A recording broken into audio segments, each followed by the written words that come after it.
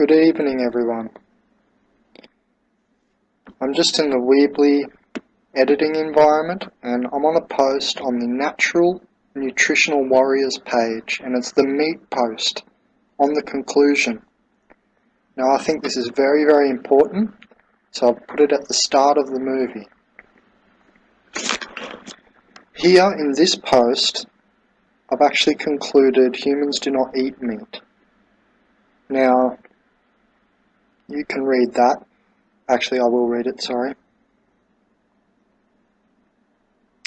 I don't think it's necessarily a must, because even for my O positive blood type, which it said that I need lean meats like chicken, so not meats like cow meat, and I do recognise that in my life. I much more enjoy chicken than cow meat. Now, O negatives are the people who will eat more cow meat, I've noticed. Anyway, I bet it can be circumnavigated via finding out what you need in the meat. If you need the iron, go get your iron from cacao. You need the protein, take some hemp seeds, and so on. And proper substitution, I think we can circumnavigate it. However, I'm not in a full conclusion. So I should write inconclusive conclusion. Conclusive conclusion. So it's definitely not the evolution for us. There's this picture on one of the other pages where they're eating a smaller and smaller meal, and the last plate has on it nothing, and the beings being pulled into the sun. So I don't think humans, so the body may want to eat meat, but a human, and I'll let you figure out what that means, does not need meat. However, I wrote this a year or more before I wrote what I've written on the Maximum Novelty Health page, which you're about to see in the footage, on blood type eating and the fourth way, and saying I think we need sugar and meat for optimal full-length health. You'll see that in a minute. I'm still undecided and merely leave arguments here. That's the main point. We're bouncing that. This is how we get rid of law, L-A-W, and the corrupt state, by increasing law, L-O-R-E, the build-up of knowledge around a subject, by bouncing ideas around, by putting it out there. It may not be correct, but we bounce things around, and then we do find the penultimate answers. And we do evolve, and we do get better, and so on. So I'm not totally decided, and I merely leave this argument here. Also, when I said that on the Max Novelty Health page, what you'll see soon, I do not endorse or support mass animal farming and all that end, all the unethical, all the crazy stuff that's going on in the world today. And think that kills should be done appropriately, like a shaman would, for instance. I think I would raise my own chicken, let it have a life, and if I needed it, say I exhausted my hemp seed, my cacao, etc., then kill it and eat it by my own hand too. And and here's the most important part, I'd thank it for adding to my evolution, and the absolute most part, not take its life in vain or uselessly, and use that energy for good. Not waste the energy after I thank it for adding to my evolution, not waste its energy as well. I think that's the most important part, those 2 points, if we're going to eat and kill meat and another sentient being.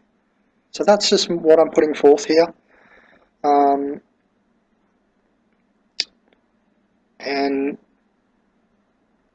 no, I don't really have anything to add for now. I think they're the most important parts. Killing it appropriately, and I do think the whole animal farming thing's unethical, and I do agree with all that. But I think really the most important part out of all of it, if you're going to eat any meat, is not let that energy just be evaporated. Use it.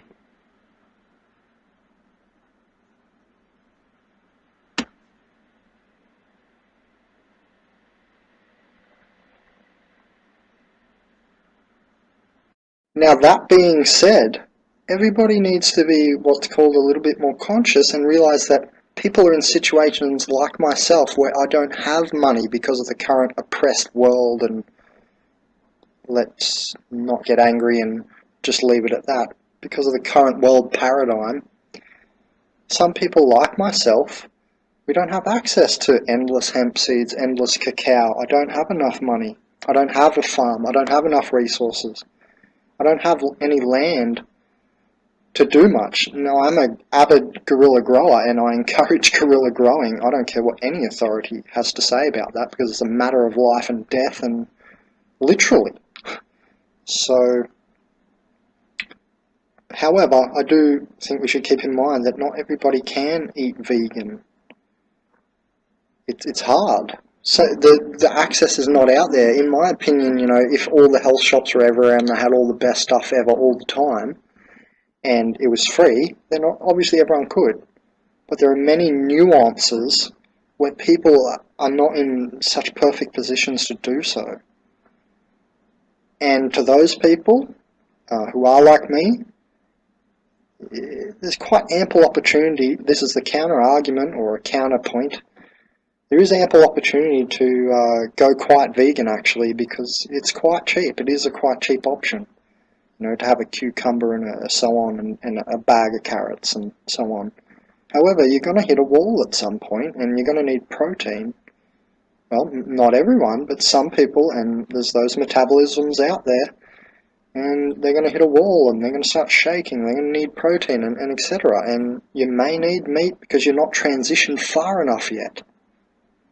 So there are all these little nuances. The whole point of this entire video is that nuances, that differentiation, that not everyone's the same, not every situation's the same, and we shouldn't just be pushing this simplistic argument because the universe is very complex.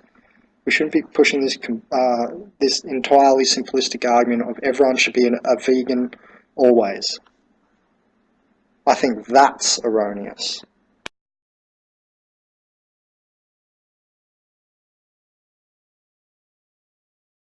Examples. The carnivore who fights against the veganism, right? And they got heart attacks. They're clogged up. They're going down for the last time, and they're fighting the vegan.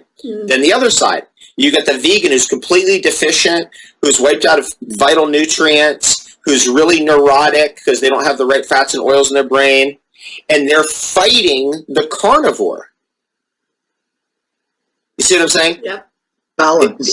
It's not just it's not just that they're like, oh, I'm resisting it. No, they're actually fighting it. And I want to just give that example. There's many other examples, and we could probably list thousands of examples of this kind of behavior. That's a pretty obvious one in our world because I've been in the middle of the diet wars, and so I see like the vegans, and I'm like, whoa, that person needs animal products, and then I see the carnivore, and I'm like, that person needs to eat plants. Yeah. Okay. So we will begin on the Maximum Novelty Health page with my original quote, which is setting the entire video's tone. That's how novelty of asymptote works, people. That's what an asymptote is. Let me explain that so you can understand how this one quote is encapsulating the rest of the video. The rest of the video is just an extrapolation on this quote. Asymptotic to me is not just a coming together trend like the opposite of decoherence. You know, an asymptotic trend for me is not just the graph curve where you look on a graph and an asymptotic curve and then the pinnacle and it looks like a pyramid almost on a graph. Asymptotic to me, and there is another definition that it means a trend sort of coming together in compound interest like sort of trend. Not exponential, that's a sort of different to asymptotic. So you can have an asymptotic exponential trend, both. So asymptotic to me, furthermore, means the gold capstone on the top of the pyramid, which is missing apparently in our time, but they used to have it on there. You know, the Great Pyramid of Giza, or whatever. whichever one it was on, or if it was on all of them, I can't remember. But they had a gold capstone, and the point is that that's a concressive stone. It's not like the other stones in the pyramid. It's not like the base stone, it's not like... all the rest aren't made out of gold, and the gold capstone is a concrescence in that way. It had a higher function. Obviously, the gold was at the top of the pyramid, and if you look into pyramid energies and structures and spirals and what's going on with the pyramid energy, you'll understand what I'm saying. And it's a concrescence. Now, concrescence means just something that is more complex than the media or medium that it's in. Like a human walking through the forest is a concrescence. So that's how this is going to set the tone. So you might have already read it, but I'm going to read it now. And we're going to read the comments, because I had a lot of backlash. Like what? What gets backlash? Well, I've noticed before the Eschaton 2012, really, anyone talking about anything enlightening was completely beat down. Now, why is that? We can go straight to Dennis McKenna's quote of, "Have you ever noticed that as the sphere of understanding is expanding, the surface area of ignorance grows necessarily larger?" So you're always pushing through the shit of the shit people. I don't really care about offending people. I know who I am, I know where I'm going, I'm going to live forever in my imagination, so I don't really mind.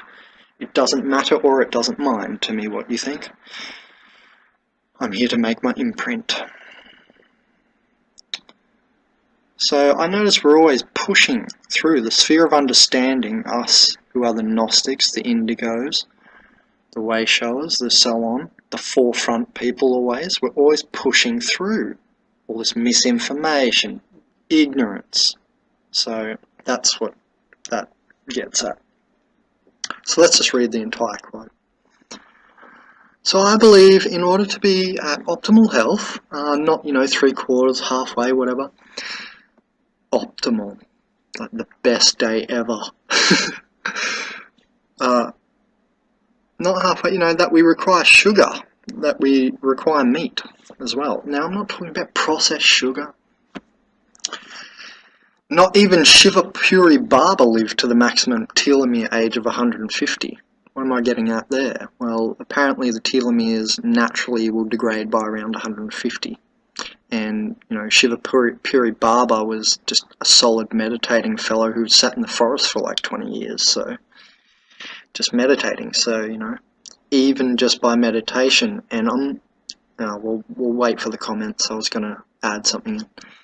We'll continue. I believe everybody is different, and am about to produce a video to offend every vegan everywhere on blood type eating. That is right, our bodies are different. Who knew? Not like you could tell her anything. Hey. So blood type eating has to do with how we digest lectins, and we will be looking further into it. I believe the base should be vegan, but not the entirety of your fooding or diet, or what you consume. Whence shall awaken in you the difference between plant and animal oils, for as one instance. You are the pinnacle of universal conundrum, start to act like it. Discernment is the path. I am aware of your lack of focus, and place my bet you will be too lazy or ignorant to research and understand what has been put forth here, which is the asymptote argument. Another asymptote argument for quitting meat would be that you can just replace what's in the meat, and, like if you need the iron from the meat, well, source more iron from cacao, for instance. So anyway, that is correct. I shall reiterate and push past your dissonance, and I found a lot of dissonance, cognitive dissonance to this post, and a cognitive dissonance is a tone that sort of bounces off new information. You can't accept the new information because you're steadfastly in your rock brain beliefs.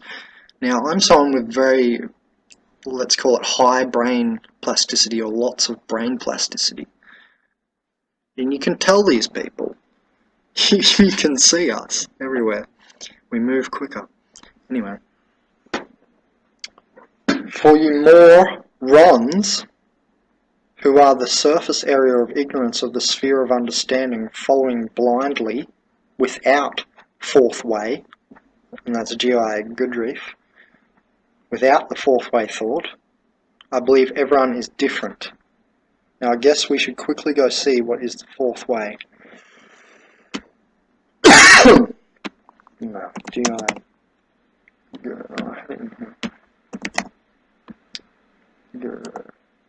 Oops, go under the speller's name. G.I. There it is. So he's the guy who a lot of people are talking about, the organic portal readings by Veil of Reality and Montauk/MISC62. Those two websites are the ones that I'll recommend to people. The Veil of Reality. I actually have a note in bensnotes.weebly.com, or you can just Google organic portals and you'll find those two. One by Veil of Reality, the other article by Montauk, and it's /MISC, like miscellaneous 62. So anyhow, if we go right down here, and I can tell this guy was a free spirit. You could read about this. He got in a car crash. He will kill himself if he continues to force his body to move. But then he reflected he has to do all this. If he allows his body to stop moving, he will die. He had like blood coming out of his ears and everything. I could tell he was spirit in action. And he was definitely man, head of spirit. So here we are. We come to the main article. And what I mentioned, the fourth way. So, you know, he argued that, let's go to the crux of this. Where was it? That there's three ways. Here we go. As a result, these paths fail to produce a properly balanced human being. That's the whole crux of this talk. Furthermore, anyone wishing to undertake any of the traditional paths to spiritual knowledge, which Goodreef reduced to three ways, you see, why he called it the fourth way. Three ways, namely the path of the fakir, the path of the monk, and the path of the yogi, which required to renounce life in the world. Everybody understand the lower world of the body, second and third dimensionality? Goodreef thus developed a fourth way. Okay, so that's it. Well, actually, we should continue because it's very relevant to where we find ourselves in post-historical box in the maximum novelty domain outside of the historical box. In Universe 2 of creation out of the Universe 1 of reaction. Which would be amendable to the requirements of modern people, his fourth way. Modern people living modern lives in Europe and America, instead of developing body, mind, or emotion separately, good, like veganism, cutting out every other food is a separation. Goodreef's discipline worked on all three to promote comprehensive and balanced inner development, and I love him for it. So, I believe everyone is different, and that's where I was up to, reiterating that. The highest mountains, the oldest books, the strangest people, there you will find the stone. And we've got Dennis McKenna's quote there. Have you ever noticed that as the sphere of understanding is expanding, the surface area of ignorance grows necessarily larger? Now, we had one comment by Brian Smith. Really, Ben? Calling millions of people you don't know lazy, morons, unfocused, and ignorant? And I said, yes, really. Really, Brian, not covering the material before commenting and being offended is a weakness of the ego. That was my reply. So he didn't cover the material. And here we go, let's delve further into it.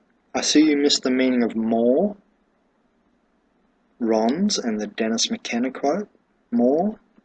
So as the sphere of understanding is expanding, there's always more surface area of ignorance. So I'm not just being mean, I'm being accurate. truth hurts. So fine, I'll expand the fallacy is that of appeal to the mass. And when I learned about fallacious logical fallacies at university, my textbook example was 50 million Elvis fans can be wrong. So it's just a type of fallacious argument where you appeal to the mass. Because everyone's saying, oh, veganism, veganism, you're going, yeah, veganism, basically. Now, Robert, one of my friends, Dr. Robert Newton, is an author of several books, How to Find the Body Immortal and so on. I've forgotten your other books, sorry, Rob. You can Google him. Noga Baba is over 700 years old and lives in the higher altitudes of the Himalayas. He basically exists on cannabis. Interesting. Well, he must be eating it then, because to get all the medicinal benefits he'd have to be eating it. As per the eating of meat, it certainly is not necessary for a vital life, and if you are going to eat cooked meat, you need to take an enzyme supplement with protease enzyme. Otherwise said, meat will not be digested and will putrefy, etc., etc., etc., etc. Also, Dr. Atkins' high meat diet is basically discredited by the state of his arteries and heart, revealed during an autopsy revealing much plaque and cholesterol. Okay. Hey Robert, blood type eating. Everyone's different. What cognitive dissonance stopped you? Ask yourself this for your healing. So, I thanked him for the extra information, but he obviously didn't look at the fourth way. Also, the lectin thing, because everybody is different and digesting lectin differently per their blood type. For instance, O positive blood type is digesting the lectin differently to the O negative blood type. So, now, I might sound really mean, sarcastic and all this stuff, but it pisses me off when I face ignorance. And really, the fact that I bother to keep going, actually bother is love, if you really want to argue. I can walk away, can't I, and unlove you. And I said, I care not for the fictitious masters of hundreds of years old, anywhere, wherever they are. Until I see it and it's really shown to us, I don't want to hear it. That's called marketing for one of the three ways. Remember the three ways? Well, all this thing about masters that are hundreds of years old, I call that marketing for one of the three ways. Lastly, a fool would take protease supplement when papaya carica leaf has 50 amino acids and protease enzyme. Why would you want to take a supplement for? And it did disgust me because it shows utter disrespect, you know, and yeah, forgive them for what they know, not what they do, and we all make mistakes. I make mistakes too. But this is a heavy argument, and my tone is heavy for it. I'm not always like this. I'm in a Boolean bliss most of the day, and then I have to face this kind of stuff. Anyway, as I did not mention a high meat diet, and even stated vegan as base, broad base, do not give me this kind of insolence, because his last comment was about a high meat diet. I didn't say anything about a high meat diet, and I even stated vegan as the base. What I mean by that is, you know, largely you just have vegan. But then you might eat some feta cheese. Oh no. You might eat some chicken. Oh my god. We're the pinnacle of this creation, and I believe we are able to eat the other animals, and a lot of people might comment under this video about an ethical argument. Whilst I agree with the ethical argument, and I'm definitely for that ethical argument, I think there is a higher argument, even higher than that. Now, in saying that, it is our Kantian duty ethic to be stewards, to be stewards of the planet, which means not crazily killing and, you know, forcing so much trauma onto these things, like tying up a lamb. I won't eat lamb meat. And they're tying up a little lamb and putting there. If it's going to be too severe, I disagree. But I'll definitely eat a farm-raised chook that's run around eating its herbs and eating its meat and eating its insects and or whatever else they've eaten. I've seen chickens eat some stuff. I'll definitely eat one of those chickens. I don't feel there's nothing wrong with that. Especially when you bless it and you have to do the right way. You've got to kill the things the right way. And people might say to me, oh, Ben, would you still eat the chicken if you had to cut its head off? Yes. I'm not squeamish like that. And I think that's a weakness of the ego if you are. So now this is like basically setting the tone. And no, the tone is not me being an arsehole. The tone is me trying to get through to you. Trying to get through to you just the basic ideas of 1, everyone's different. 2, there's blood type eating diets, so hence everyone's different. And that I was not saying cut out veganism or I'm against veganism or veganism is bad or anything like that. No negative arguments towards veganism are being listed and honoured here at all. What I'm saying is that for balance, I think we do require sugar and we do require meat to live to the full 150 years. And we do require meditation and we do require detox and we do require all the other stuff. But what you guys, some of you guys are leaving out is what I'm trying to add in here and balance it out more. And that's just the whole idea. So now let's go into blood type eating. Thank God. Alright, let's see what we can find, eh? And how beautiful is that? Oh, it's a fire opal.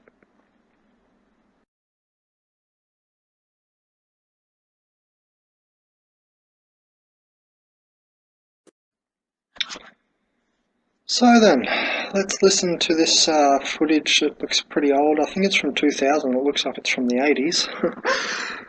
And David Wolf's about to speak on pretty much relevance to this video titled Blood Type Eating and the whole idea that I presented at the beginning in my quote of everybody's different, number 1. So complete whole raw food diet for everyone, or total veganism is not the way. And he's going to speak on fats and sugars, because that was also in my quote. If I understand correctly, when you describe the Sun Food Triangle, you describe a balance between proteins or amino acids, fats, and sugars. And my understanding, if I've read it correctly, is that it's roughly in equal proportions in a healthy person. And so the question is, if one wanted to, first of all, is that understanding correct? And then second, if one wanted to achieve that sort of a balance between fatty acids, proteins, and sugars, and if now we have to understand that for a healthy person, because I've seen so many of my friends, and you know, I'm homeless. I've lived in my car for like 5 years or something now, most of that time in the car, short stays at houses here and there. I'm very much on the road, and we have to understand, I think, for a healthy person,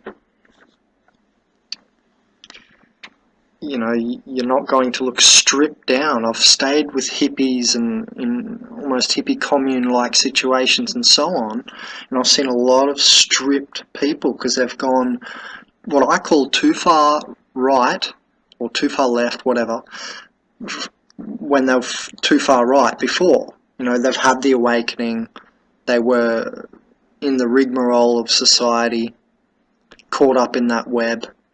They've got themselves free from the web and ran far, far away to the left. Do you see what I'm saying? They were to the right so far, and it's an unbalanced notion that I'm putting forth. And what I've seen is, from this approach, that they go totally antithetical really quickly, and it's just detox, detox, detox, and it's stripping. And often there's no good building. Now, I'm not saying everyone, every hippie or every this or that stereotype, I'm just trying to get the point across that I have seen this in the alternative sort of peoples and the very stripped body type, sitting on the bong and detoxing, but not enough building. So, and talking about how bad society is and so on, but not really building back up themselves. So that's just what I wanted to get across. It's a balanced point of view, really. So let's just listen to what David has to say on that, because that's my whole thing here with this video. And I'm not against veganism in any way. I think it should be the base, but not the entirety, is what my first quote said. If it was roughly in thirds, as I think you suggest, would the thirds be in terms of calories, volume consumed, or mass and weight of the food? How would you calculate or measure or picture what the thirds might look like?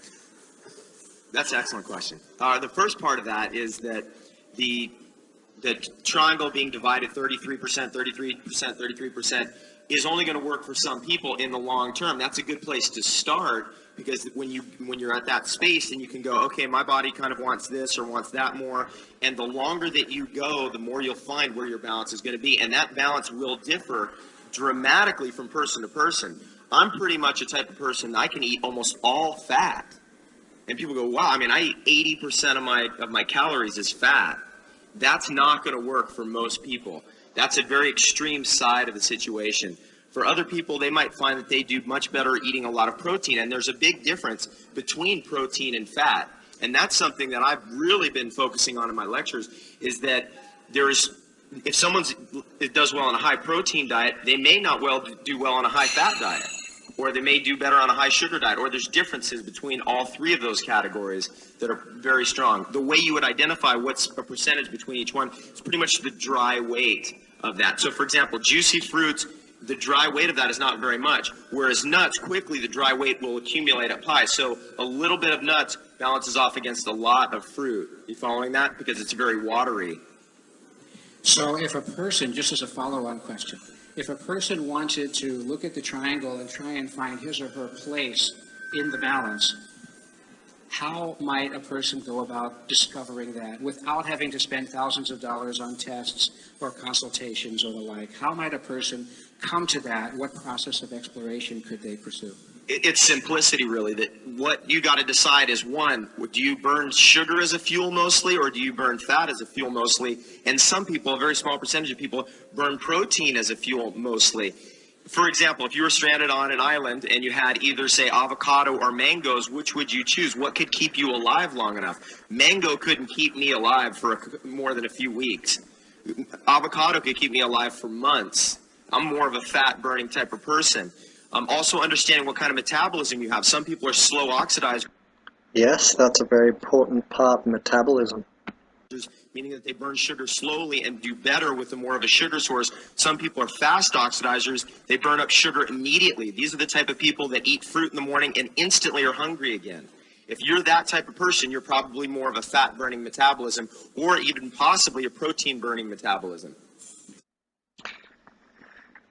So that's what I'm saying. I've seen a lot of people just go the whole fruit thing, and you can eat that stuff endlessly, and it can sometimes just get a stripping effect going on your body too much, especially if you're not mineralizing enough. So yeah, that was a nice little excerpt I just wanted to add in. Some people are more adept at converting fat into simple sugar. Some people are more adept at converting protein into simple sugar.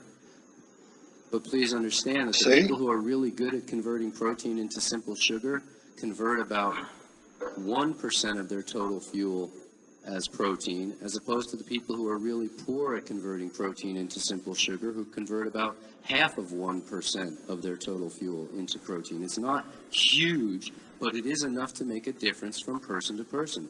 The same with fats. It might be that some people can convert 20 or 30%, and some people could convert 30 or 40%, but it's not the people who try to live on pure fat. For instance, Eskimos live on a diet that is incredibly high fat. They survive, but they do not thrive. The average Eskimo dies at age 39 from osteoporosis. Whether you're trying to grow another pound of muscle or whether you're trying to grow another inch on a child, growth is inhibited through insufficient protein. I have crunched the numbers. I know Brian's crunched the numbers. I'm sure David has even crunched the numbers many, many, many times over. The diet that we are recommending is higher in protein than almost any diet on the planet. Vegetables have more protein per calorie than most animal flesh foods. There you go. And that's why we can make our base very vegan based.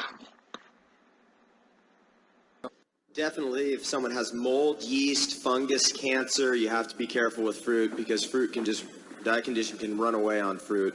If someone is very, I think what we really have to look at is how active someone is too. The more active they are and the healthier they are, the bigger their sugar gas tank, they can burn up more fuel and use more fruit. Someone is not active. If they sit behind a computer all day, eating dates is a disaster. Eating oranges is going to stimulate them to get up and do something, or it's going to start flushing their system out of minerals, because the body's going to have all this sugar and it's going to be, okay, let's do something. And then if they don't do anything, then what ends up happening, you get an insulin response. You can have calcium being called into the blood to buffer the sugar, because sugar can be acidifying in the blood. I'd say the lots of fruits that are out there right now that are very sweet are kind of like high octane fuel. And if you run like an Indy 500 race in those vehicles that they have, you put gasoline in, it has to be used immediately or it will burn through the valve, it will burn through the piping. That's the same in the human body. If you put in that high intensity fuel, you've got to burn it up instantly. It varies per person. It depends on how active they are. It depends on where their health is. If they have fungus, yeast, mold, cancer, that's a whole different story. Myself, I'm definitely more of a fat-burning metabolism. I don't need much fruit. I've found for myself to be it's be quite liberating to be energized and have enough energy to go through my day with almost no fruit. You can use blended soups, have enough vegetable juice to keep yourself alkaline as your filler food. That's when you come in here and you get like a huge wrap with like avocado, guacamole in it. Because, you know, we need some filler. Does anyone ever notice when you get on live food, there comes that point where it's like, where's the beef? There's something about protein that's probably important. Definitely the vegetarian theory is probably not the right theory, which is you don't need protein. How many people run into that? You ever run into that? Yeah. And it differs by metabolism. I know people 2 hours, man, they start going, ooh, they don't have protein. So we just take 2 tablespoons of hemp protein just every 2 hours to get them sorted out, level, balanced, and it works. Out that the best source of protein must be a raw source. Max Planck Institute did a study on protein and found out that 50% of the protein is lost through cooking. So if you're really into protein, you cook the protein, you lost half of it right there, right out of the get-go. It's probably more than that because it's not always even. Some proteins or amino acids, like tryptophan, are more subject to heat. They're destroyed immediately by heat. So certain amino acids drop right out of the picture through cooking. If we're going to take in a protein, it probably shouldn't be a factory-farmed cow or a factory-farmed chicken. I think the tumor rate's up to 80% now. Anybody know about this? Who cares? Actually, it doesn't even matter. We're getting completely solution-oriented. We're not going to talk about the problem anymore. I mean, the problems are like they're beyond absurd. It's beyond the most aberrant, ridiculous situation ever on Earth. So we just got to get right on to the solution. Superfood protein is the best protein for us. It's where it's going. If you have ethics about this and you feel like, hey, I don't want to be involved in killing, no problem. We can easily do the dance. But I have to say that if you have some animal substances in your body, you're going to be better off. You heard Dr. Mark Merriman up here talking about the omega-3s, the DHA, the EPA from krill, from fish, that kind of a thing. Asking other people about questions they'd like to ask, and you have the Indian Ayurvedic system, yeah, where you've got the doshas. Yeah. You know about sure, absolutely. Kapha, Vata, Pitta, or something. So the question kind of came down to, so if you've got the doshas, is a living foods diet, appropriate for the doshas across the board, or perhaps do some people need to ratio it so that maybe they're still, say, perhaps eating a little quinoa or something like that in their diet, or yeah. Somebody is very vata. They're very they have a lot of air in their system. Yeah. They're very neurologically out of balance, very skinny. then that kind of a person probably is not best for them to be doing live food diet 100%. They probably need some cooked food in their diet. They probably should also avoid doing extremes of sugar, because that can cause anger, or it can cause a sudden pitta aggravation, or refined sugars, or no, just eating fruit sugar. Yeah, because it's what you want when you're in that type of metabolism, skinny and thin, is you want to make sure you don't get mineral deficient, especially oil soluble vitamins and minerals. Yeah. And that, again, this is something that over time shows up. You know, somebody who gets deficient vitamin A, D, E, K. Yeah. You know, fat soluble vitamins. And then, of course, there's a lot to be said about being able to be grounded and do work. You know, if you're eating that kind of a diet, you're very flighty, you're very vata, very thin, and you don't have any cooked food. Yeah. And you know, you don't really have enough oil or enough seaweed or those kinds of things in your diet to ground you, then it becomes very difficult to actually sit down and do work, which might be needed depending on that person's vocation. So there's a lot of factors at work, obviously. There's so many factors. Yeah, there's so many factors. And to me, when a lot of people like talk to me about it, it's like a lot of emotion comes up around it as well. Emotion in the patterns that people have with their eating patterns, and certain things, maybe things like cheeses or something, suppressing the emotions. Have you yeah, sure. Yeah, people will become addicted to foods that suppress their emotions or don't allow those emotions to come up and block it. Yeah. Cheese is one of those kinds of foods. Coffee is another one. So different things will come up, and you just have to kind of look at your overall strategy of your lifestyle and make the appropriate next best steps that you really have to. That's really the thing, because we can't just eat the conventional fare of our world anymore. It's too toxic. It's too chemicalized. It's too dangerous. It's too dangerous. Yeah, the supermarkets are dangerous. Yeah.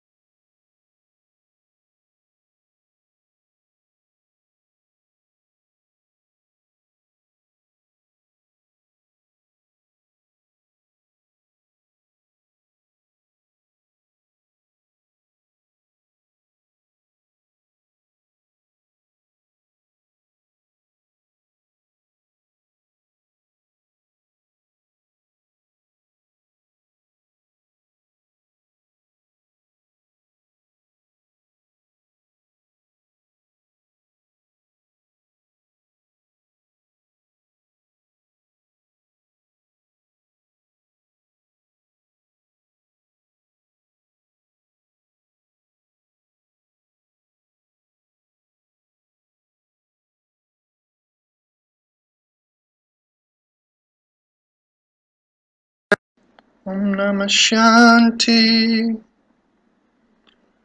Okay, we're here on the All Around Health page. So I'm an O positive blood type, my mum told me. So I'll do this post for me, I said. And I made this, I don't know, maybe around a year ago. So this video's been in the making for a while. Alright. So, I mean, I think that was my one. Oh, well, there was a few there, and then this is what I ended up finding, this guy here. And I think this is a dead link now, if I remember. Oh, it's still there. Anyway, for some reason that doesn't connect up to where I got that info, this here, because I remember I've looked at this before a couple of months ago. Anyway, it doesn't matter. So this is what I found by some guy that, it must have been him or something, but it was someone who had, I thought it was good because they had eat more of this and less of this, not cut out this, only eat this, right? So that's why I thought it was good, and that's why I put it down here. So, for my O positive, this link was saying salmon, saltwater fish for iodine deficiency, for thyroid, yeah, I know that. Leafy greens for blood clotting, walnuts and pumpkin seeds, cherries, olive oil, hemp oil, flaxseed oil, turmeric, figs, plums, onion, maca. And now that's what I just extracted out of the list that they had that I could eat more of. And I don't think I was meant to eat white fish, for instance. Like it said, you know, white fish isn't the best for you. You want to go with that, you know, like the salmon colour. And then, you know, it had certain types of things that you don't eat and all that, and there's just a little list. And remember, it's to do with how our bodies break down the lectin. So here's just one of the nice articles. Blood type O ancestors were aggressive predators, apparently. Claims that today's types O's are characterized by being energetic extroverts and leaders with a keen ability to focus. Well, that's me. But blood type O's, Ademo reports, are also prone to danger, hyperactivity, and impulsiveness when under stress here. When this leads to poor diet, lack of exercise, and other unhealthy behaviors. Type O's are also predisposed to certain illnesses, including ulcers and thyroid problems, hey? That's interesting. I do use nascent iodine, so I'm on the right track, intuitively.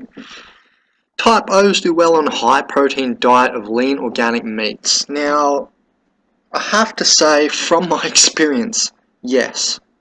It's what I've noticed. You heard in one excerpt there, David Wolf say, I know people that start shaking after 2 hours if they don't get any protein. That's not exactly me. However, after about 2 weeks of eating very vegan, very vegetarian as a base, I do get that a little bit. There's like almost a shake that comes out. And I need to like rummage like a chicken breast. So, I mean, that's what lean meat is, like chicken, I think turkey as well, you know, not fatty meats, like pork, and it's true, I never eat pork, I barely ever, and now, these days, I never eat red meat even anymore, so it's been, I don't know, at least a year or something. So, the last meats I have eaten are chicken, and it's basically all I'm really eating these days. It's a possibility I had a steak somewhere that I can't remember at someone's house or something, or you know, some maybe I had a I think that's what happened. I didn't have a steak in the last year. I've had what's it called, pasta. Almost forgot it because it's been so long. You know, just a beef pasta. So well, the best sources are beef, lamb, mutton, veal, and venison, it's saying here. Fish such as cod, which I love. Herring and mackerel, which I don't eat much of. And as we saw before, salmon. So that's interesting. Here's how I do it. I'll try my hardest not to eat the meat, basically. However, I run out of money, I can't afford a hemp seed, I don't even have hemp seeds at the moment. And I'm not eating meat because I'm on cashew cheese, which is just awesome, by Peace, Love and Vegetables. They're a great company here that make the super kraut, and actually David Wolf has an interview with the girl from them, you can find online. But I love that company's food, it's in all the health shops here. So I eat the cashew cheese, oh my god. It's like finding heaven in a little bottle, that stuff. I've got it in my videos. Anyway, so, you know, you get your good fats in and you feel a bit fuller and so on. And I can avoid meat that way for like 2-3 weeks. Then I end up having a little meal of meat, and I don't think that's me being a bad guy at all, or unethical or anything. And I do not feel guilty. So for me, I don't like bacon, ham, pork, and it says that that's not good for me, so that's good. So blood type O's digest and metabolize meat easily. Blood type O's digest and metabolize meat easily. Remember the complex metabolism diagrams I just showed you? And vegetarian diets are not advised. Seafood, which is rich source of iodine, is beneficial for type O's because iodine helps stabilize the thyroid. Yep. So see, they even say the vegetarian diets are not advised. Now, I am thriving on it.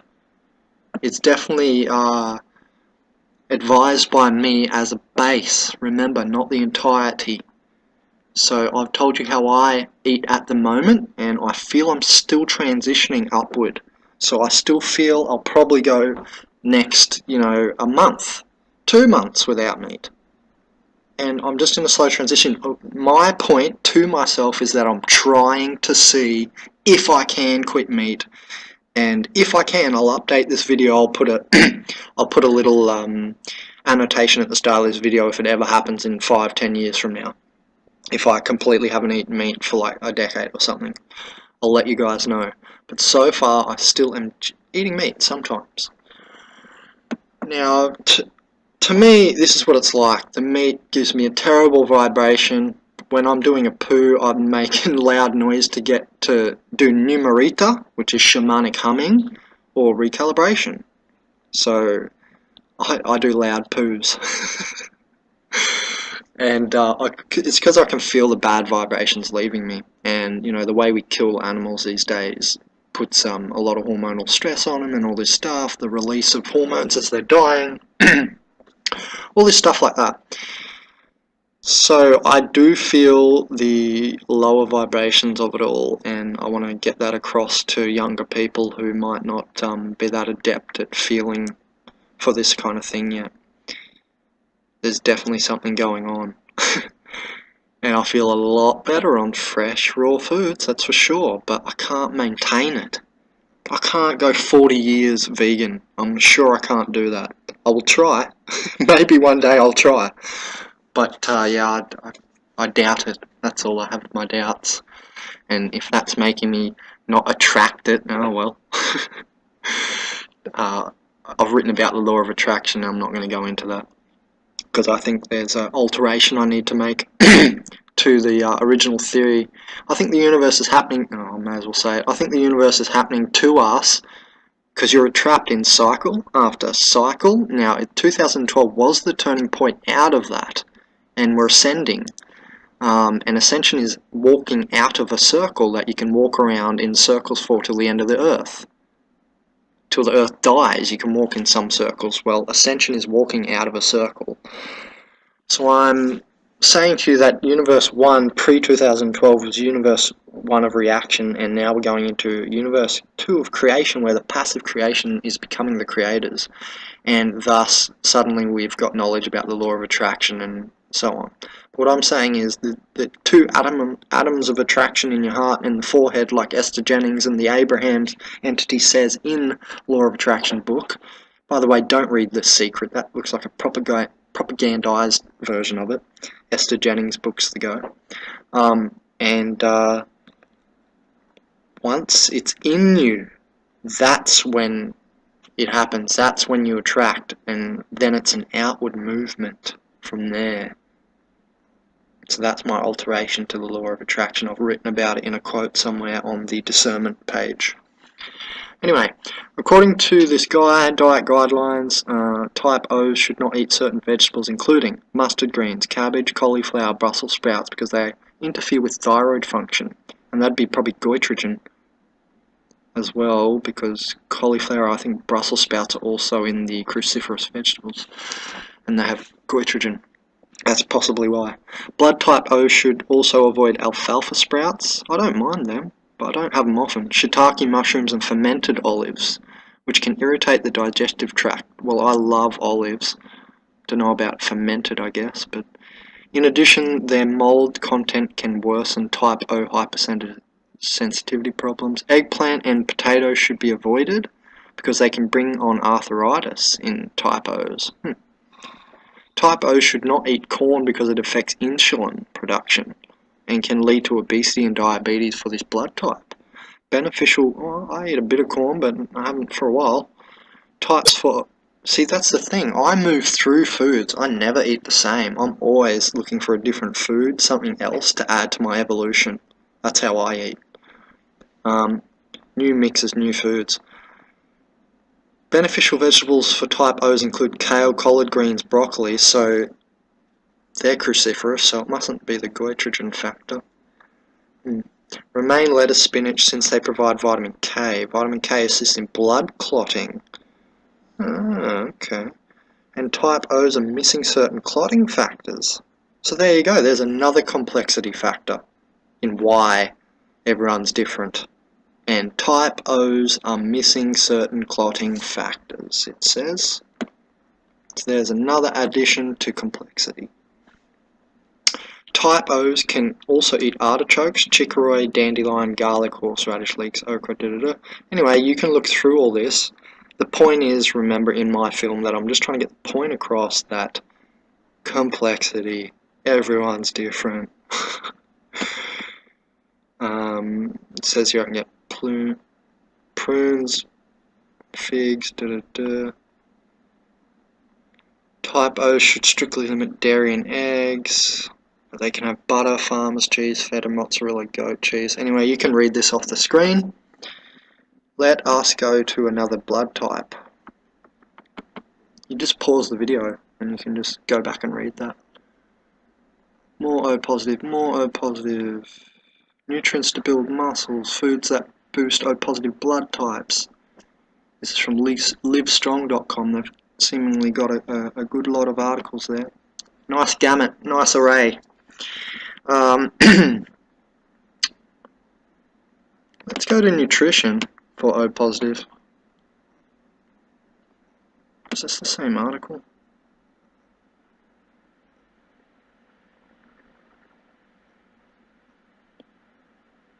Yeah, it's the same article. What did I do that for?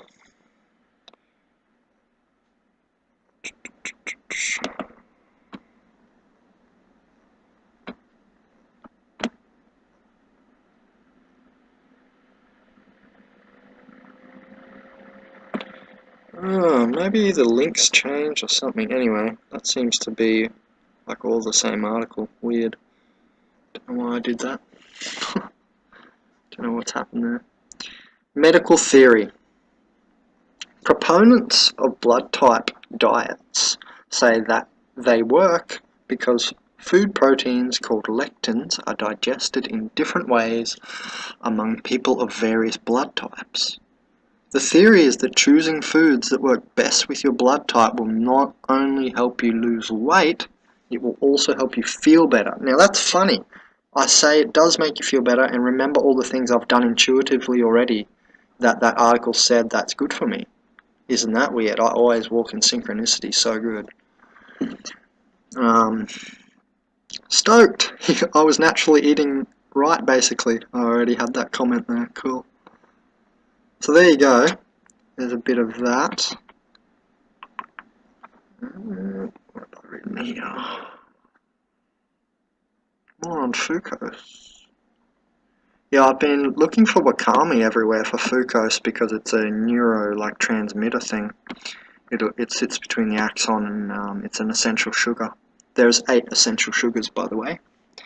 Since I did say we need sugar in my original quote, there are 8 essential sugars, and you should watch David Wolf's talk on that at the longevity conference because, well, he's the man. He seems to have delved really into it and extrapolated it a lot. So that's 8 essential sugars by David Wolf, Longevity Now conference. Fucose is an essential hexose deoxysugar that human body needs to optimally communicate from cell to cell. Simply put, it plays an important role in transmitting information in the brain. Research studies show that this sugar stimulates brain development and can also influence the brain to be able to create long-term memories. This is further supported by studies in which doctors inhibit protein containing fucose. Amnesia was the result. So you're going to get brain fog. You hear everyone go on about brain fog this, and if you want to cure brain fog, not just with something you're eating, but with meditation, I recommend you go to Biology of Kundalini, and I've actually got the link on the meditation page, I'm sure. But it's Biology of Kundalini, a great website some guy's written, and I saw a technique on there which you'll end up seeing me do on stage somewhere in the world anyway, probably in a few months from now when I'm in Uruguay, in the ICP Healing Center with Veronica. And then I'll show you guys that meditation. But it's very effective for brain fog. Dietary sources of mannose, another essential sugar. Black currants, red currants, gooseberries, cranberries, it's got D mannose. Herbs, aloe vera. Legumes, soybeans, but see caveats on soy and soy risks. Yeah, I've got a problem with soy. And one time I was living with a bunch of hippies up in the hills, and one of the hippies' friends thought he was just awesome because he read peer-reviewed articles, even though state phase changes come through individuals. Anyway, if you didn't get it, don't worry. Soybeans have a very toxic effect that I've seen. Most of the world's soy is GMO, and I've not seen good effects on people. And he was telling me about, oh, there was actually a peer-reviewed article that said, no, it's all good, basically, to summarize, you know. And while he was saying this, I was looking in his third eye going, oh my god, you're toxic. You can just see it in his eye. I can see aura, etc. I can see nervous system. I can see way past all of that. Muscle, tapeworm. I can see a lot of stuff in people. But ultimately, the deepest thing to see is someone's language. You can tell who they are by their language. Vegetables, beans, green beans, capsicum, cabbage, eggplant, tomatoes, and turnip are also dietary sources of mannose. Dietary sources of xylose. Fruit, guava, pears, blackberries, loganberries, raspberries, herbs, aloe vera again. No wonder David Wolfe loves his aloe vera. Echinacea boswellia. Seeds, psyllium seeds. Vegetables, broccoli, spinach, eggplant, peas, beans, green beans, okra, cabbage and corn are places to get xylose. Dietary sources of glucose. Milligram of glucose per 100 grams. Bee foods, honey, 33,900. So that looks like a lot. Fruits, grapes, banana, mangoes, cherries, strawberries. Herbs, cocoa. Replace that with cacao, obviously, because cocoa is the pasteurized, homogenized, stuffed up version, dumbed down version of cacao, where all chocolate comes from. Aloe vera again. What? So aloe vera is containing all the previous aforementioned essential sugars. That's interesting. Licorice, sarsaparilla, hawthorn, garlic, and echinacea again. That is funny. So beans have come up a bit, and remember you need to cook beans, so that's not in a raw eating diet. Dietary sources of galactose. Milligram of substance per 100 grams. Apples, apricot, this is for galactose, banana, blackberries, cherries, cranberries, currants, dates, grapes, kiwi fruit, mango, orange, nectarine, peach, pear, pineapple, plums, prunes, raspberries, rhubarb, strawberries, passion fruit. Don't forget there's problems with eating rhubarb. Look into it. This must still be for the same thing. Herbs, echinacea boswellia. Don't know what that is. Nuts, chestnut, broccoli, Brussels sprouts, avocado, cabbage, carrot, cauliflower, celery, cucumber, potato, eggplant, tomatoes, leeks, asparagus, lettuce, beans, green again, mushroom, beetroot, onions, parsnip, peas, green, pumpkin, and spinach. I think that have galactose in them, because, yeah, they're all the fruits, yeah. Dietary sources of fucose, again, we'll go over fucose again. Fucodon-containing plants including several species of seaweed, such as kelp and wakame. I've been loving wakame. Beer yeasts, compared to Dr. Johanna Budwig's recommendation of nutritional yeast flakes as the only supplement. Dietary sources of N-acylnuramic acid or sialic acid. Whey protein isolate. I don't recommend eating whey powders at all. I'd rather eat pea protein powders. I don't eat any powders in my... I have, but I'm not into it. I don't eat protein powders. I get protein from real life food. That's the way I reckon is the best. Just like David Wolf's been saying, going around the world telling everyone get your protein from superfoods. I agree. It just seems a really rapid uptake and really nice, strong protein, clean protein, etc. Seems the way to go, as much as you can. Dietary sources of N-acetylglucosamine, bovine cartilage, so bone broths, I guess, maybe, which are also good for, or Dr. Axe would say, the best for your digestion. Bone broths, look him up. Shark cartilage, shiitake mushroom, as a constituent of chitin. Dietary sources of N-acetylgalactosamine, bovine cartilage, shark cartilage, a red algae called Dumentiacea as a constituent of dextrin sulfate. And that's from this link here. Dietary sources of arabinogalactan fruits, coconut. Coconut is the only fruit listed here for a dietary source of arabinogalactan. Vegetables for arabinogalactan, tomatoes, carrots, corn, herbs, echinacea. Again, so echinacea seems to come up in all, like most of them. Did you see that? It came up in most of those essential sugars. And aloe vera was also another one that came up a lot. That's interesting. So echinacea, I don't think it's a tonic, is it? I don't think you can take echinacea every day. It doesn't feel like it either when I've ever taken echinacea. It doesn't feel like something I would take every day. It's my opinion anyway. Fucose molecules are found throughout the body and are involved in many functions. For example, fucose is found in the photoreceptor layer of the retina of the eye. So for your eye then, and I can't remember writing this, but for your eye then you want lutein, which is the yellow pigment under chlorophyll. When leaves start dying, you see them go yellow, you need lutein, and for some reason I've been attracted to sweet potatoes, thick leaves. That's just me maybe. You've got to go off your own guidance, or maybe I'm onto something for everyone. I don't know yet. I haven't researched it, but I think it's because it's a nice thick leaf. And it's nice and absorbable that way or something, I think. It's a sort of soft leaf too.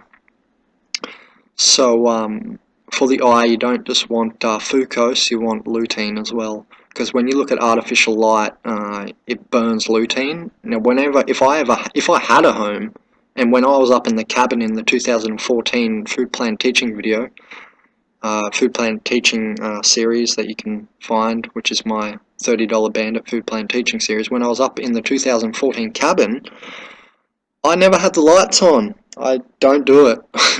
It just, I naturally have, before I even learnt that lutein burns off. This is how it always happens with me, synchronicity. I'm shown by the Mother Earth and then I get the information. So I always used to go, oh, that hurts my eyes. I just noticed a negative effect. Then I found out about it by one of the longevity speakers, Dr. someone, Sinatra, I think it was, and he was saying we actually need a huge dose of lutein daily to combat that, lutein burning off from artificial light. You can also get a visor. I'll quickly scroll down. See this visor? So that when you're driving along at night and, you know, the other cars on the opposite side of the road don't, like, hammer your eyes and burn your lutein. Look at all the synchronicities. I just added that the other day. That visor. Anyway, fucose is also found in the skin, brain cells, like I said before, and kidneys. Kidneys too. Fucose is also excreted in breast milk and may play a part in the transfer of immunity to the newborn. So especially if you're having a baby, you want to be nutritionalizing yourself because your body's pulling from your body to give to the little fella, or girl. In addition, fucose has an active role in the immune system and in red blood cell function. Oh my god, everybody has red blood cells!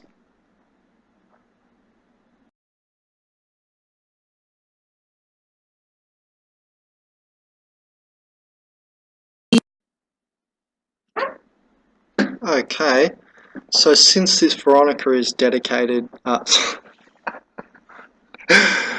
since this video is dedicated to Veronica and Maggie, her daughter, we've got to go over their blood types now. I've just been informed that Maggie is the same as me, O positive, so excellent, that's been done. And now for Veronica, who is a B negative. Again from Livestrong. This is from a I've cut the top of the article off, sorry, the URL, but it's from livestrong.com. People who follow the blood type diet developed by naturopath Peter J. Adamo believe you can lose weight, become more energetic, and enhance your health by eating foods specified for your particular blood type.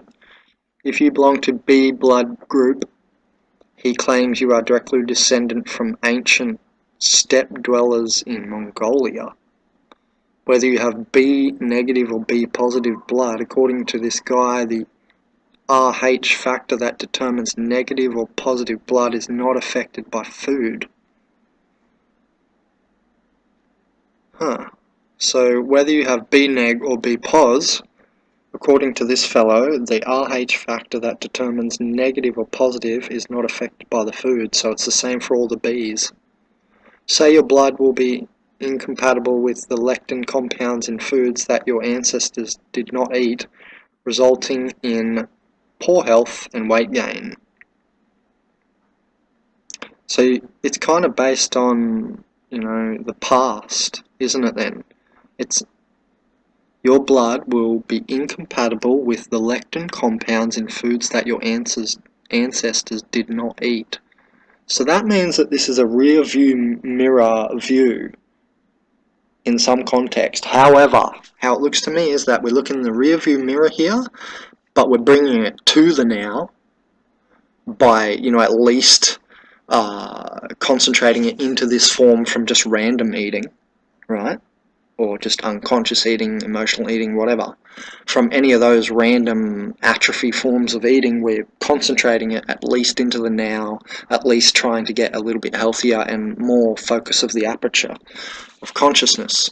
So, that being said, if we were to fully then go from that now, which is, you know, at least this type of eating, and turn our eye to face into the future more, then that's the point where I would say, enter what I've said. Make a real vegan base, a real vegetarian base, as much more and more superfoods and, you know, that sort of thing. Okay, to continue on, this fellow recommends people who belong to B negative blood group get their protein from meats like mutton, venison, goat, lamb, rabbit. Interesting. Deep ocean fish like salmon, sea trout, cod, halibut and mackerel. It's a little bit similar to mine. Dairy products like skim or 2% milk. I don't recommend any milk. So you would just go good, biodynamic grown, multicultural, as in 4 cultures of not just bifidum, you know, one of the types of yogurt culture. Good yogurt, cottage cheese, well, yeah, you can eat some cheese. I like feta, but if he's recommending this sort of cheese for you, maybe you want to listen to this guy. Just try it. See how you feel. You know, after a couple of months, you're going to know the difference if you're hitting any guardrails of pain and so on. If you're feeling better, then maybe it's working, right? Especially kidney, navy or lima beans. People with type B blood can eat foods like beef, turkey, tuna, cheddar or parmesan cheese. Well, there's a few cheeses mentioned here. And cannellina beans occasionally, but should not eat any nuts, lentils, blue cheese, pork products, shellfish or chicken. Adherents to the blood type diet claim chicken meats contain a lectin that attacks the bloodstream and can cause type B individuals to have strokes or develop immune system disorders. So once again, chicken apparently contains a type of lectin for B blood types that may develop immune system problems and strokes even, so be careful. Carbohydrates. Blood type B should avoid all wheat. I mean, you should probably do that anyway. Corn, barley and bulgur, which I don't know what that is. Rye and buckwheat products, because these foods contain lectins that will trigger insulin problems, blood disorders, excessive fatigue and weight gain. So you want to avoid wheat, corn, barley and bulgur, rye and buckwheat.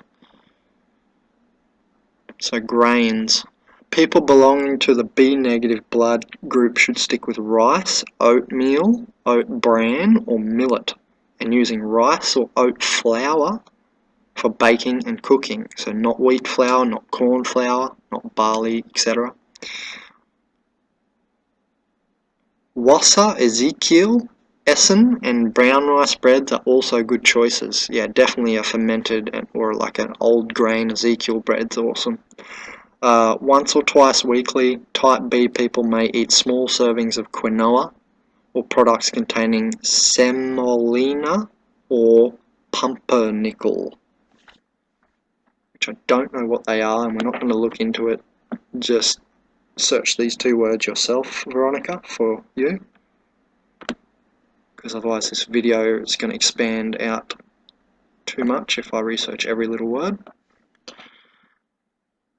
Okay, the blood type guidelines indicate the best vegetables for B negative people include dark and B negative, but remember up the top of the article they said there's not too much difference between the B neg and the B positive. Anyway, best veggies for B neg people include dark leafy greens, kale, broccoli, collard greens and mustard greens. Remember, I couldn't eat the mustard greens, I don't really like them. Beets, beetroot, I have recommended the dose of 2 a week, but that's not for the rest of your life, Veronica. That when I say 2 beetroots a week, it's like a detox thing. For the rest of your life, you might just take them, I don't know, you might take 1 a week. That'd probably be fine. However, if you really look into beets, there was a guy who wrote a book on it and he did live a long time, and the liver has a lot to do with longevity, especially in our world with the 80,000 toxins unleashed on us since World War One. And beetroots have the best methylation out of anything, and methyl groups are what detox your whole body via the liver. Everything has to pass through the liver for it to be detoxed, and so we want to get these methyl groups from beets, in my opinion. And the doses are apparently 2 a week, and remember I did that video on beetroot in the $30 Bandit Food Plant Teaching Series, where I found that out. So you want also sweet potatoes, carrots and cauliflower. Pineapples, cranberries, types of grapes, all types of grapes, sorry. Plums, papaya are considered the most beneficial fruits. So get on your grapes instead of your orange. When you come home at night, Veronica, you don't want to be having the orange because it might boil your blood and excess sugar, like David Wolf was saying earlier, remember in the excerpt? Remember that excerpt? The high octane analogy he gave and the acidification. This fellow here advises if you belong to the type B blood group, you should especially avoid tomatoes, corn, avocados. Oh, I recommended avocados to Veronica just because they're just awesome. But so there you go. Maybe you don't want avocados, Veronica. Sorry about that. So you don't want tomato. See how it says just avoid, not never take them. So this is the point, and make sure you remember this point, that not to completely never eat these things again. That's not how I recommend to do this. Whether or not this guy does or not, I don't recommend to just cut out these things for the rest of your life. Tomatoes, corn, avocados, artichokes, coconut, pomegranates and persimmons. Tomatoes supposedly contain lectins that cause stomach problems for type B people. So maybe you do want to avoid the tomato quite a lot. Spices, beverages and fats. Ginger, curry, cayenne pepper and parsley are the best spices. Awesome, I can't wait to grow. I'm going to grow so much parsley in your garden, and I'm going to guerrilla grow around the ICP Healing Center. So no one's going to be able to stop me. I'm good. So there are your spices. While pepper, ketchup, allspice, cinnamon and corn syrup are among the worst. So you don't want just your normal black pepper, no ketchup, no allspice, cinnamon and corn syrup are amongst the worst for B blood types. That's unfortunate because cinnamon's really healing. Anyway, type B people are recommended to drink herbal tea, which Veronica does. Particularly green tea. Veronica loves her yerba mate, and I'd say stick with it. But also add it in. Do more. Go different. Do many. You know how I have my shaman bag of tea, Veronica, with my 22 teas? It's not the worst idea. And fresh juice prepared from their most beneficial fruits and veggies above. Alcohol is acceptable up to 2 times weekly. Well, in my opinion, every alcohol out there, except for, you know, like vodka, and you might put some herbs in the bottom of the bottle, is pretty much shit. Well, not you know, you got brandy and stuff like that, but you know what I mean. The beer and so on out there is just crap, and I recommend tinctures, not alcoholic beverages, because alcohol's a delivery system for nutrition, straight to the cell. Along with condiments like mustard, mayonnaise, jams and jellies, you can have a few times a week. When cooking, people with type B blood should use primarily olive oil and avoid corn, safflower, sunflower, canola and peanut oil. I almost make that recommendation anyway, just for everyone. Olive oil, remember, is like one of the top 5 longevity substances in the world. Oleorupine, I've done a video in depth covering olive oil, the 2014 summer foraging video in the $30 Bandit food plant teaching series. Let's go to this other article, see what they say. B negs. So even though you're a B positive, remember that apparently there's not that much difference, that guy was saying. Negative blood types are actually rarer compared to positive types. The B negative blood type is one of the rarest and second to AB negative. Being the rarest of the blood types, being rare, it is extremely important to maintain sufficient supply for this blood type, considering that it's one of the hardest to collect, to make sure it is enough. So only 1.5% of the population has this. So I'm not going to cover it. Here it is anyway. You know how to use Google, I'm sure. Blood type compatibility.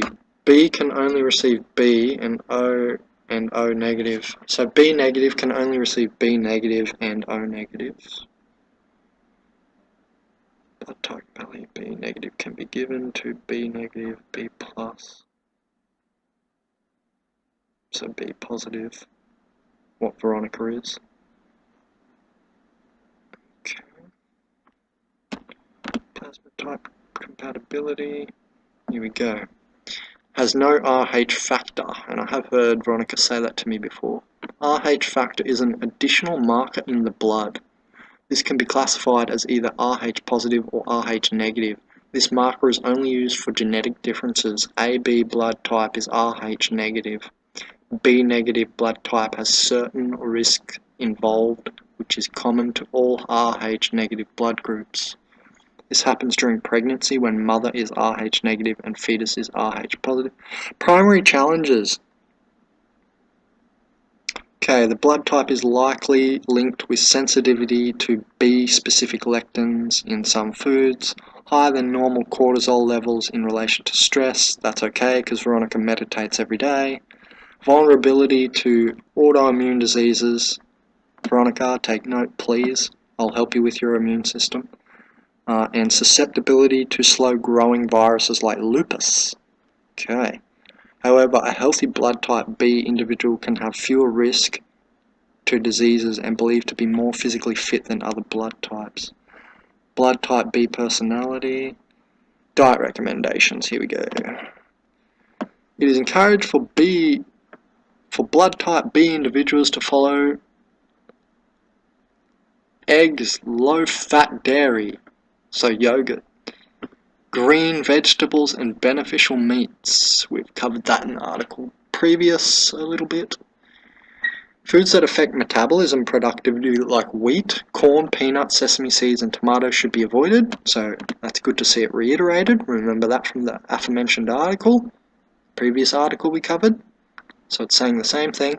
That's good to see. However, it may just be whenever you see that, it might not still be a cross-correlation. Someone might have just read the same peer-reviewed article from a different website, you know. Oh, I hate pop-ups. Get out of there. Chicken consumption should also be replaced with foods like lamb or goat. I don't think Veronica eats meat. However, if you're telling me you've got anemia, Veronica, you need to get on the cacao. I mean, you even live in South America, Veronica. Come on, you've got to get on the cacao. Cacao is like the #1 food in the world, and especially for iron, chromium, magnesium. This is your problem at the moment, I feel. And the magnesium too. You've told me that you're winding up in hospital with anemia. Well, you need to get on the magnesium, chromium, and iron. You definitely need to be consuming cacao. This is because chicken contains a blood type B agglutinating lectin. Oh yeah, we're going to have a look into that one. Which may cause harm to the bloodstream, resulting to immune disorder or strokes. Remember, that's a reiteration from the last article as well. So, avoid chicken. Veronica needs to avoid chicken, and you need to start eating cacao immediately. How much cacao? Well, I like something David Wolf said in one of his talks. I need to explain this because I explained this to someone the other day and they didn't seem to get it. He said in his talk, take 2,000 and call me later. Sorry, he said, this is David Wolf quote, take 2,000 and email me next month. And I got it straight away. It's because he was referring to how when you go to the doctor and they give you a pharmaceutical, which we have been brainwashed into is medicine, which isn't, they say, you know, come back at the end of the week or I'll see you tomorrow. Now what David Wolf was getting at is because we're stuffing around and we're using good stuff, or medicines, real medicines like cacao and honey and etc., and olive oil and etc., because we're using good medicines, you can take more. You can have 20 capsules of reishi. You don't just take 1 capsule of reishi morning, afternoon and night. That's not how this works. It's medicine. You can load up on this stuff. It's safe. Like reishi's a food and one of the most well-studied herbs in the world. So, and cacao, you know, we know that stuff's good. So how many cacao beans? Not 2,000. But he was getting at, because we're dealing with medicine, you can take much more than we're used to. From the doctor giving us a little pill and saying, just take 1. So instead of taking 1 pill, you take 20 cacao beans. How many cacao beans a day? Oh, experiment with it, Veronica. If you've got anemia right now, hock into them, guzzle them. You know, take plenty, I don't know, feel how you go. I'd make a smoothie with them every day.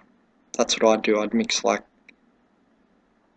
banana with whatever your beneficial foods were. I think strawberry and stuff. You know, go back on this video, have a look what your beneficial foods were. You could even do more research yourself because Google is available. And make smoothies. You know, this is the absorbable way to get it into you. It breaks down the cacao bean because cacao is that type of thing that it breaks into smaller and smaller bits. So to absorb it, it's a pretty good idea to actually blend it up. So that's how I recommend you take your cacao and, I don't know, 1/3 of your little smoothie thing. I'd be taking quite a lot of cacao if I were you. That's how I'll put it. So yeah, exercise recommendations. It should not be aerobolic physically intense, but instead a mixture with mental challenges. Great examples would be hiking, cycling, golf, tennis, and martial arts, apparently. There's a little bit into that. Blood type. Let's have a look here. B negative. I'm just going to go ahead and Google B positive, just in case we find something more.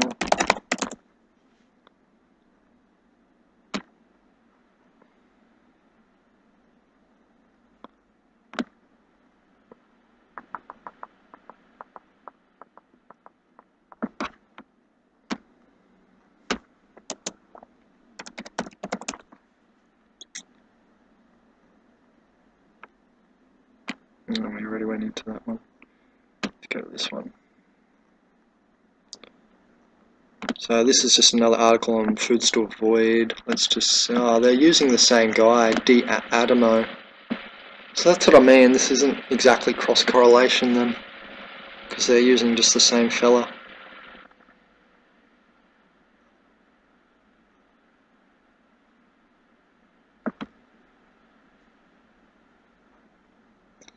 Okay, let's have a look into this last thing here before we go into part 4, Esoterica.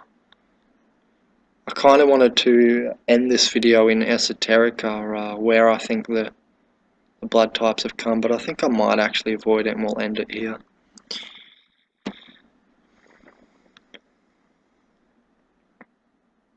Lectins are carbohydrate-binding proteins, macromolecules that are highly specific for sugar moieties.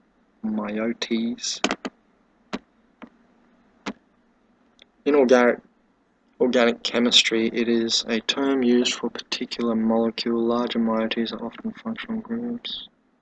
Okay. Phenol, okay. Lectins should neither be confused with glycoproteins, lecitins, nor leptin. Let's have a look at the biological functions.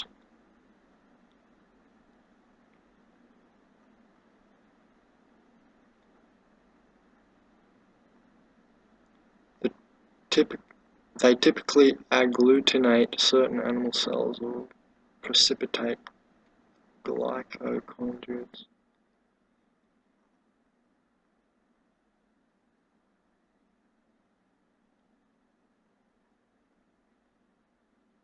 Lectins serve many different biological functions in animals, from the regulation of cell adhesion to glycoprotein synthesis and the control of protein levels in the body.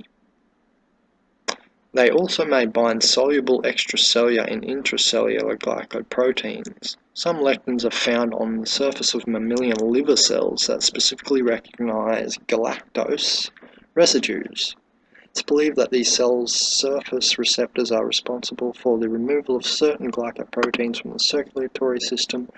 Another lectin is a receptor that recognizes hydrolytic enzymes containing mannose 6-phosphate and targets these proteins for delivery to the lysosomes. L-cell disease is one type of defect in this particular system. So as you can see, complexity. Everyone's different. Lectins are also known to play important roles in the immune system, which is very complex.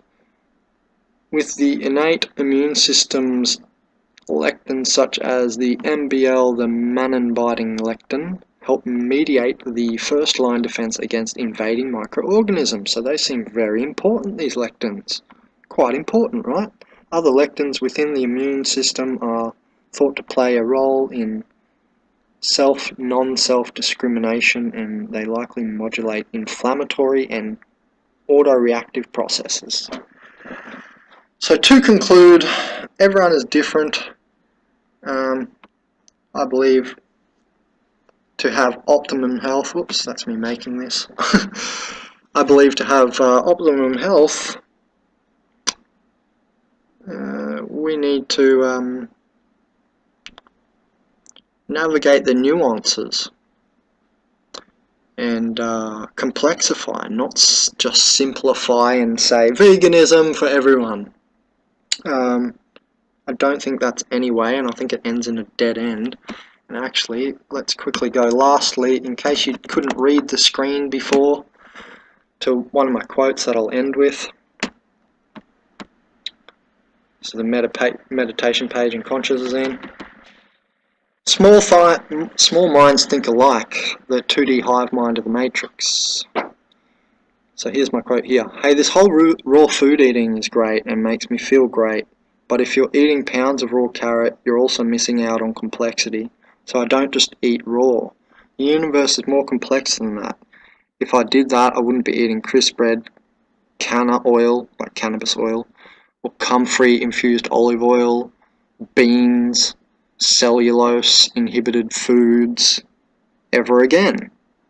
Because you have to cook beans, it's not raw. And I sure wouldn't be having tea or coffee at your place because you boil or cook it.